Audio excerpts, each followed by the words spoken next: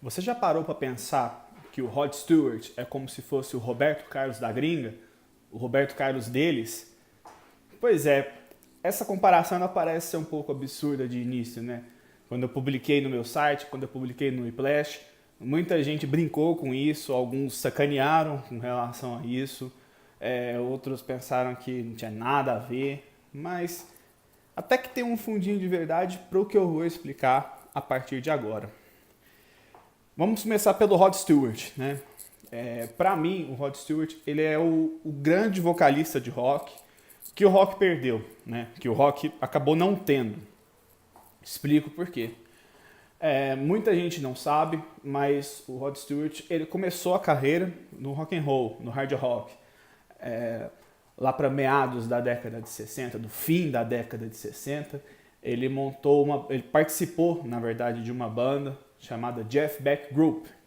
Jeff Beck não é um nome estranho para quem entende, para quem gosta de rock. Ele é um dos grandes guitarristas que nós temos. Um cara muito inventivo, um cara vanguarda no quesito criação, no quesito inventividade. E o Rod Stewart participou de 2 discos do Jeff Beck Group, né? Ainda na década de 60. Um disco foi lançado em 68 e o outro em 69. Muita gente parece nem se lembrar disso, né? Mas foi logo no início da carreira do Rod Stewart. Ele já estava começando a se destacar ali naquele cenário que ele estava incluído, como um cantor que era um bom intérprete, né? Era um cara de voz bem característica, aquela voz rouca, aveludada, um alcance bastante interessante para músicas do rock and roll, né? Um vocal relativamente agudo. E ele começou a se consolidar, né, já com esses 2 primeiros trabalhos com o Jeff Beck Group, né? E esses discos, curiosamente, eles fizeram mais sucesso nos Estados Unidos do que no Reino Unido. Não sei dizer exatamente o que fez com que o Jeff Beck Group tivesse um êxito maior nos Estados Unidos, que é um mercado que ainda estava muito de olho nos Beatles, aquela efervescência do Reino Unido ainda não tinha chegado com tanta força na América, mas aconteceu, né?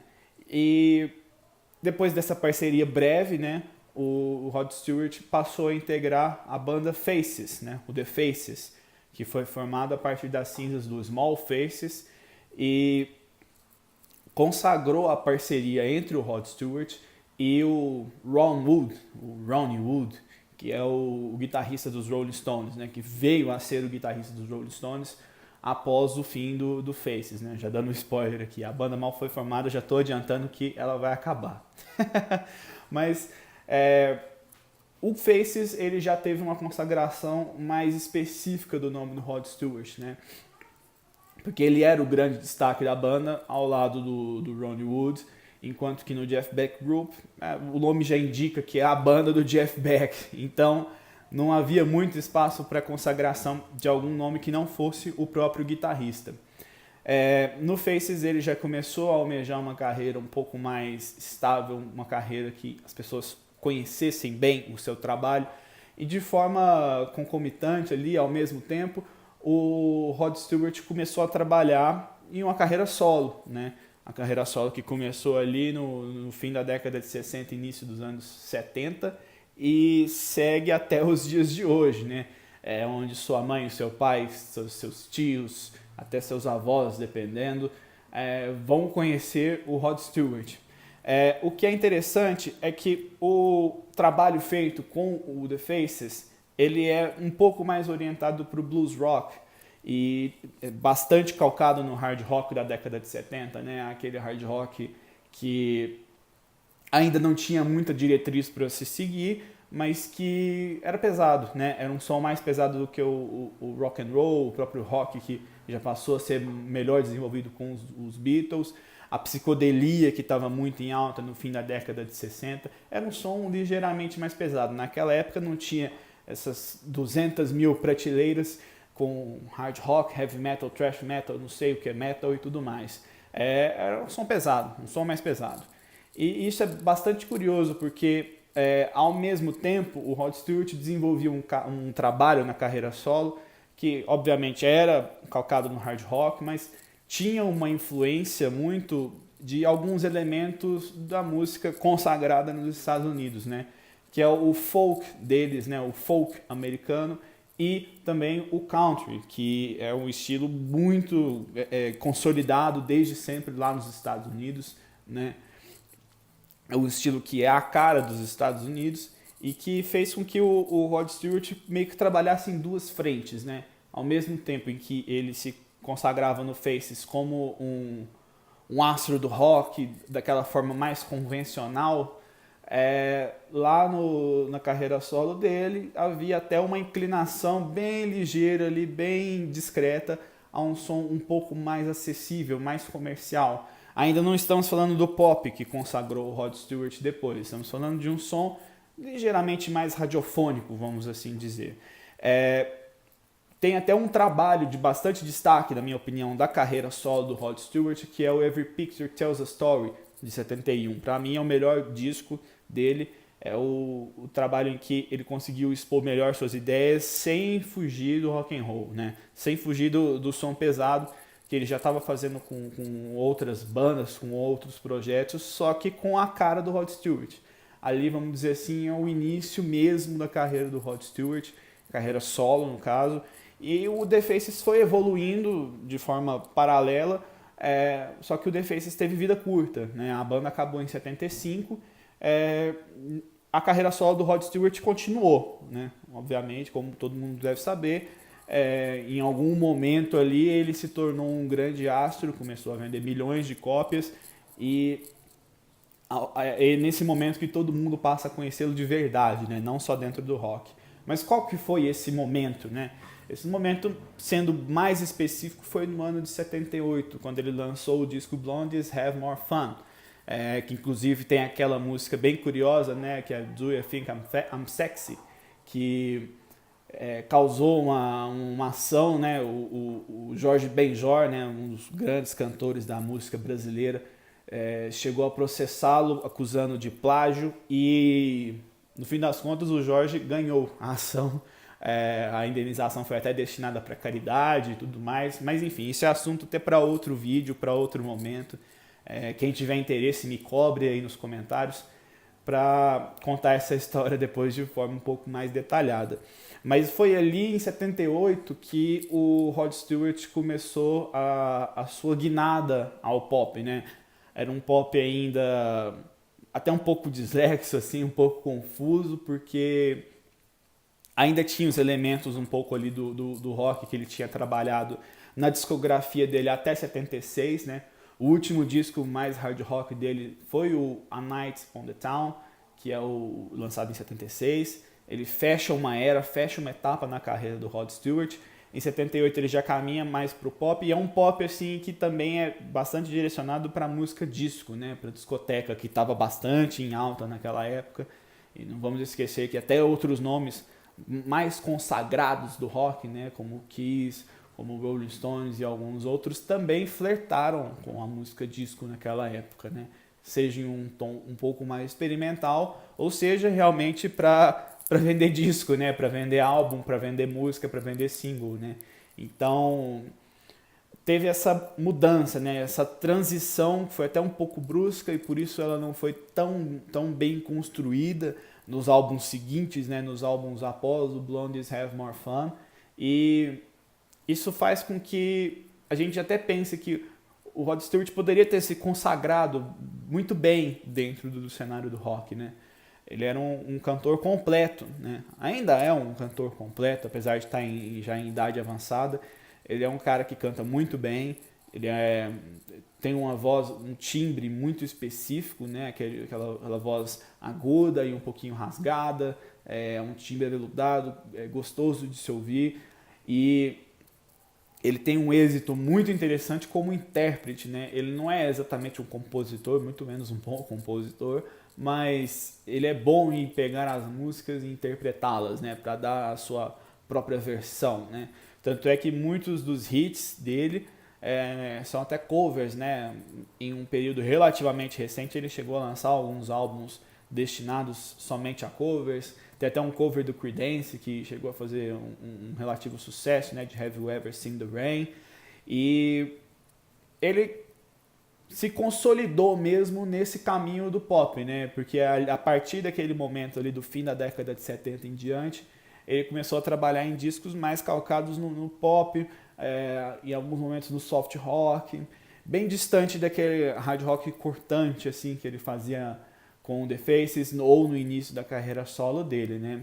E eu tô contando essa história toda direcionando também para o nosso querido Roberto Carlos, né? O rei aqui do Brasil, que teve um início e uma transição, né? uma mudança ali, uma partida, né?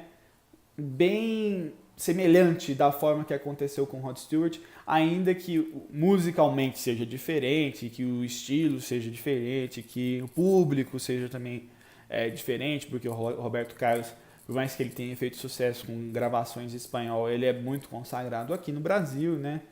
Enfim, o Roberto Carlos, para muita gente que não vai lembrar, ele também começou no rock, de certa forma, né? É um rock bem, vamos dizer assim, primitivo, né? Aquela coisa inicialmente influenciada pelos nomes do rock and roll, pelos Elvis da vida, e depois consolidando um pouco mais a influência dos Beatles, né? Que é bem evidente no trabalho da época da Jovem Guarda, né? E aquilo ali, querendo ou não, gostando ou não, sendo truzão ou não, aquilo lá é rock, né? É um rock à brasileira, um rock feito de forma específica, peculiar, como não deveria deixar de ser, já que a gente está considerando que a gente está em outro país, é outra cultura, então vão ter elementos na musicalidade que vão entrar aqui, que são especiais daqui, que em um outro lugar vai ser rock, mas aqui vai ser, enfim. Com relação a esse trabalho inicial do Roberto Carlos, ele é focado inicialmente no rock, né? O rock era a música pop daquela época que ele começou, né? Da Beatlemania e até ele colaborando bastante com o fenômeno da Jovem Guarda também. E até curioso que no fim da década de 60 o trabalho dele passa por uma evolução artística bem interessante, porque aí ele deixa aquela coisa mais e passa a trabalhar mais num campo explorando algumas influências da soul music, do R&B. Ele chegou a regravar até músicas do Tim Maia, né? Ou música, eu tenho que checar ao certo quais foram as colaborações exatas do Tim Maia à carreira do Roberto Carlos em termos autorais, mas eu tenho certeza que Não Vou Ficar é uma música feita pelo Tim Maia e que o Roberto Carlos gravou. Inclusive o próprio Tim Maia também regravou essa música depois. E a partir um pouco daquele momento ali, né, um pouco depois daquele momento, já no início da década de 70, o Roberto Carlos ele adotou a mesma pegada que o Rod Stewart acabou adotando também lá na gringa, né, que é a pegada mais pop, uma pegada mais romântica, né? O Roberto Carlos passou a agregar muitos elementos da MPB também no seu som, só que da forma do Roberto Carlos, né? Não daria para ele se aliar à MPB da forma que a gente conhecia naquele momento, porque ele era um artista mais popular, apesar de MPB ser uma sigla para a música popular brasileira. Muitos artistas insistem em não trabalhar de forma pop, de forma popular. A MPB acabou se tornando um tipo de som meio de nicho, um som segmentado que não reflete o popular da sigla. Isso é assunto para outro momento também, mas enfim. Acabou que o Roberto Carlos ele adotou uma estratégia de carreira também, uma musicalidade um pouco distante do rock, né? E é por isso que vem a brincadeira de que assim, o Rod Stewart é o Roberto Carlos deles, né? Porque os dois também adotaram essa coisa não do crooner, né? Mas não do crooner do jazz, né? O crooner das canções populares, o crooner assim, meio cantor de cassino, aquela coisa meio, sabe, charmosa, mas mais direcionada para um público um pouco mais velho, romântico de certa forma. Os dois gravaram músicas bem focadas na sonoridade mais romântica. E até curioso falar do crooner, né, do cantor de cassino, do cantor de bares e tudo mais, porque até trazendo um outro nome curioso aqui para a conversa, eu imagino até que o próprio Elvis Presley, se não tivesse nos deixado tão cedo, também teria seguido por esse caminho. Ele já meio que seguia por esse caminho, já com aquelas músicas tipo Suspicious Minds, aquela coisa meio ainda apostando na sensualidade, mesmo já mais velho, ao invés de partir para trabalhos mais experimentais, mais considerados mais maduros, realmente apelar para ficar mais na crista da onda mesmo, e até contrariando muita gente que fala que passou o tempo desses artistas e tudo mais. Tanto o Roberto Carlos quanto o Rod Stewart, eles se consagraram depois dos 20 e poucos anos, né? O Roberto Carlos, obviamente, sempre foi muito famoso, assim como o Rod Stewart, mas os grandes hits, as consagrações mesmo desses artistas vieram depois de um tempo de amadurecimento que não deixou exatamente o trabalho deles complexo, mas deixou o trabalho deles mais acessível ainda. É bem curioso, mas assim, entre os dois, entre o Rod Stewart e o Roberto Carlos, em termos de rock and roll, em termos do estilo que é a minha grande paixão, que é o que rege minha produção e minha vida, eu acredito que o estilo perdeu muito mais com relação ao próprio Rod Stewart, né? Eu acredito que ele poderia ter se tornado um grande astro do rock, um cara assim incontestável de certas formas, talvez fazendo até uma relação com o fato do Ronnie Wood ter trabalhado com os Rolling Stones depois, ele poderia ter se tornado uma espécie de um Mick Jagger, seu próprio estilo, obviamente, sem fazer comparações de um igual ao outro, mas naquela mesma veia, sabe, do cantor entertainer, daquele cara que realmente tem uma imagem muito forte, que canta muito bem, ele se consagra pelo seu trabalho, mas que também consegue se consagrar pela sua imagem. Bom, eu espero que vocês tenham gostado desse vídeo, é só uma daquelas reflexões de alguém que fica pensando em música dia e noite. Gostaria que vocês deixassem suas opiniões nos comentários, deixem a curtida aí também. Esse é um projeto que ao longo do tempo eu quero ver se ele vai dar certo, quero ver como é que ele vai evoluir esse projeto de canal de YouTube, né?